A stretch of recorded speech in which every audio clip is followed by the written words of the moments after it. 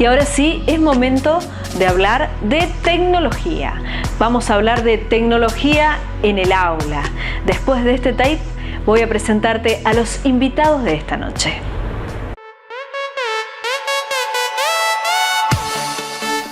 No podemos negar que la sociedad actual es tal y como es gracias a las tecnologías de la información y la comunicación.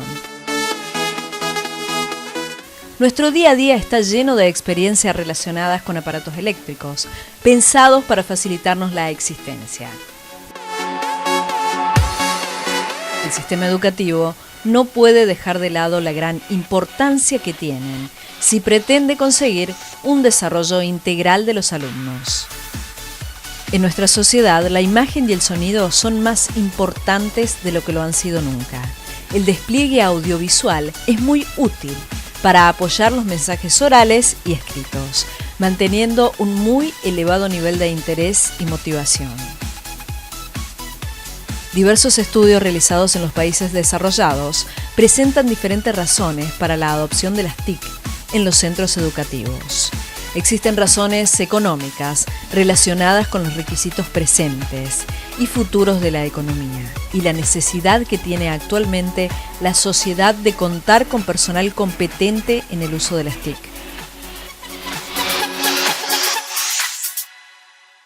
Saber usar correctamente las nuevas tecnologías, siendo además un usuario crítico, se está convirtiendo en una destreza vital en la sociedad actual, al mismo nivel que la lectura, la escritura y el cálculo.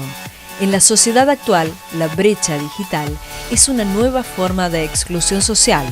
Por otro lado, su uso en el campo educativo enriquece el aprendizaje, gracias a la actualidad y el realismo que aportan. Si educar es una tarea que mira al futuro y si las personas deben ser preparadas para el mañana, serán importantes todos los esfuerzos y las experiencias con nuevas tecnologías en el aula, centradas en los conocimientos y en las habilidades que se requieren para la combinación creativa de los recursos.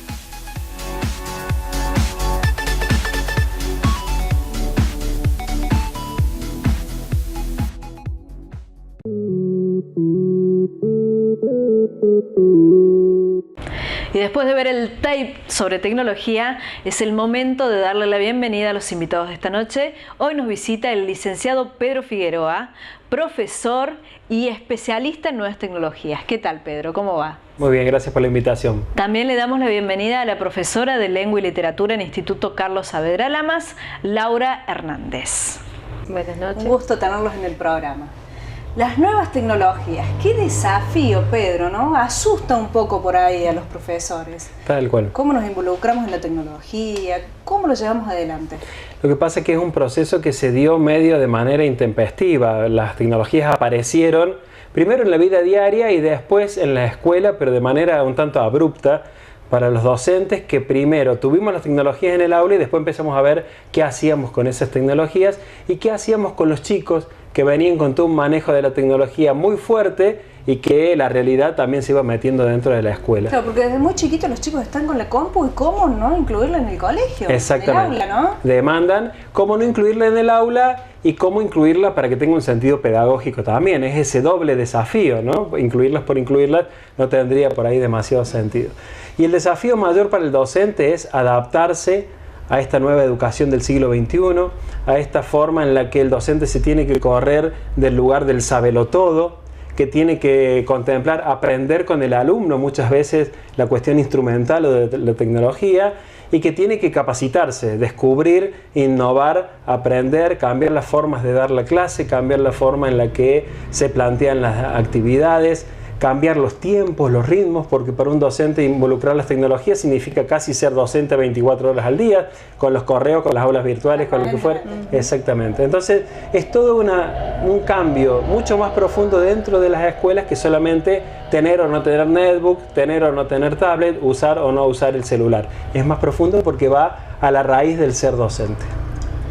Laura, ¿utilizás tecnologías en tu materia también? ¿De qué manera? Sí, exactamente. Bueno, como decía Pedro, una de las cuestiones que más utilizamos es el Edmodo, que es un aula virtual que, como él decía, precisamente te convierte en docente las 24 horas del día porque uno está pendiente, uno está atento a las necesidades de los chicos más allá de las horas que uno tiene en el aula. A ver, de manera práctica, contanos un poquito de qué se trata. Edmodo es una red social educativa.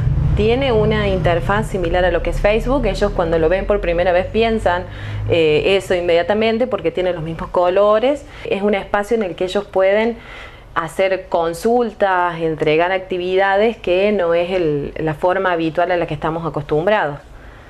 Es una red social educativa básicamente en la que hay una interacción entre el docente y los alumnos y entre los alumnos, pero es un espacio cerrado en donde otras personas, por ejemplo los papás sí pueden acceder con un código especial que tienen, pero es un espacio de trabajo que no tiene conexión con, diríamos, con el resto del mundo virtual.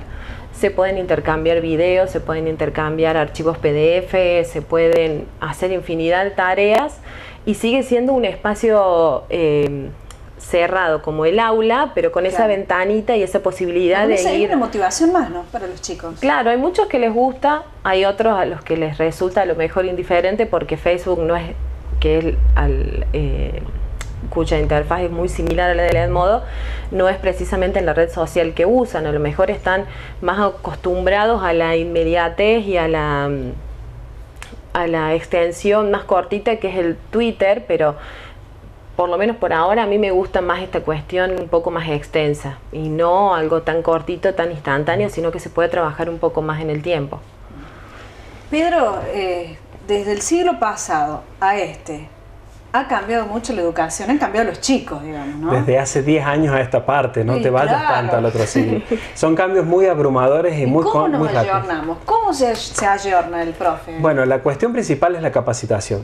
Y Laura recién decía una cuestión esencial que es, yo por ahora voy por este lado porque me funciona. Bueno, lo otro también es buscar experiencias que a uno le sirvan. Claro, porque el pizarrón solo, imagínate que los chicos están con la compu, Ya con no. el celu, todo googlean, y vos estás con el pizarrón. Sí, pero en ese punto también desmitificar que todo deba pasar por la tecnología, porque los extremos son malos. Ni nada por la tecnología, ni todo por la tecnología. Buscar el punto medio, digamos. El punto medio. Por ejemplo, en el aula virtual que decía recién Laura, uno le puede proponer evaluaciones. Entonces uno le dice, bueno, les voy a dar esta evaluación, tienen una semana para hacerla. Los chicos dicen, ay, en mi casa la hago, tengo el apunte al lado. Copio todo. Ahí está la habilidad nueva que se necesita del docente de plantear una herramienta de evaluación diferente, que le permita al chico buscar, no tener la respuesta en el apunte. ¿Y qué pasa con el copiar y pegar? Bueno, hay herramientas y estrategias para detectarlo también. Entonces, si claro, uno, porque esa es la otra exacto, también, ¿no? Si uno le plantea actividades que no incluyan el copiar y el pegar, sino el buscar, el intercambiar, el procesar, el convertir esta información en otro formato, por ejemplo en video, en audio, en herramientas, en presentaciones, ahí el copiar y pegar no tiene demasiado sentido. Si uno sigue pidiendo con nuevas tecnologías, recursos antiguos, por ejemplo, hacer una monografía o un informe, hay un choque y nunca va a funcionar. Claro, porque seguimos pidiendo cosas antiguas con supuestamente estrategias o herramientas modernas y no nos estamos ayornando, estamos queriendo forzar algo que naturalmente no va a ser así. ¿Y cómo se preparan los docentes? ¿Hay cursos? ¿Cómo hacen? Hay muchas alternativas. Mi sensación es que están muy desparramadas, son muy fragmentadas.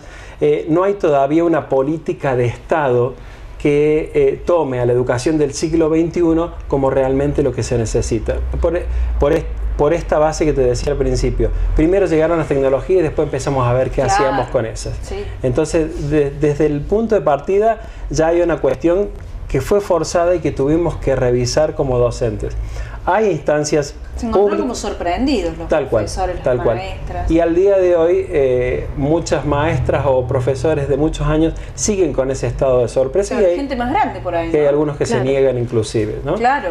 Y en cuanto a las instancias de capacitación, hay públicas, hay privadas, hay muchos caminos de capacitación. La cuestión es que me parece que están muy desparramados todavía y no se terminan de poner de acuerdo hacia dónde vamos. Por ejemplo, hay capacitaciones que capacitan en una herramienta, en el uso de.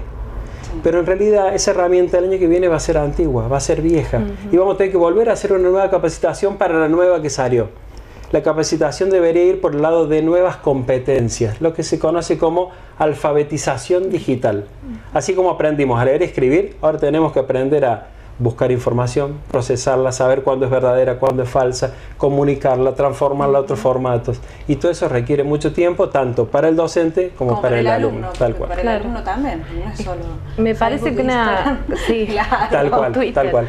Me parece, rescato esta idea de que también es necesario no solamente capacitarnos nosotros, sino enseñarles algunas cosas a ellos, porque muchas veces caemos en pensar que saben todo, y hay veces cuando programamos un trabajo que es necesario guiarlos un poco más, de la misma forma que uno se convierte en alumno con ellos.